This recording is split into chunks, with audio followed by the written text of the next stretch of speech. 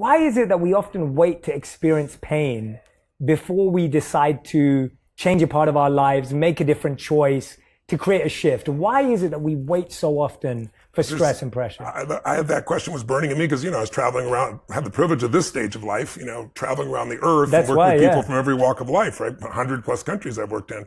And I'd see the same problems, even though you mean different cultures. Like, go to an Asian culture, it's not about the individual, it's about the group, right? But I'd still see the same problems. And then I got obsessed with it. Like, okay, what's the common human experience? Because I'm seeing the same problems, even though it's a different culture, even though it's different beliefs, right? And I began to realize that there's certain human needs. And there were 6 that I identified that I've used ever since, and it's helped me understand. And so one of those needs is certainty. And it's the base human need. Certainty that you can avoid pain and that you can be comfortable is the most basic need. It's a survival need, because if you have continuous pain, that's continuous damage. Continuous damage equals death, right? But what happens for people is most people, that first basic need is where they live. They don't grow. Another need, the second need, is uncertainty.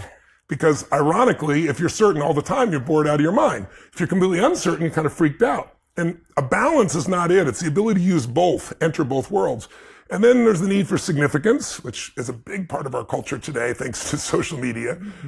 That need to feel special, unique, important, right? It can be a very positive emotion or need. It can be very negative depending upon how it's used, how it's directed. And then there's the need for connection and love, which everybody has. And those 4 needs, everybody finds a way to meet. Even if you have to lie to yourself, work 20-hour days, you're going to find certainty somehow. You're going to find variety. You're going to find some form of significance. Some people do it by tearing other people down. Some people do it by working harder. It's different. You're going to find some level of at least connection, if not love.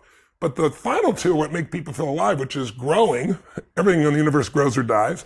And contributing. Everything in the universe contributes or it's eventually eliminated by evolution. So those are the spiritual needs, growth and contribution, where you get beyond yourself.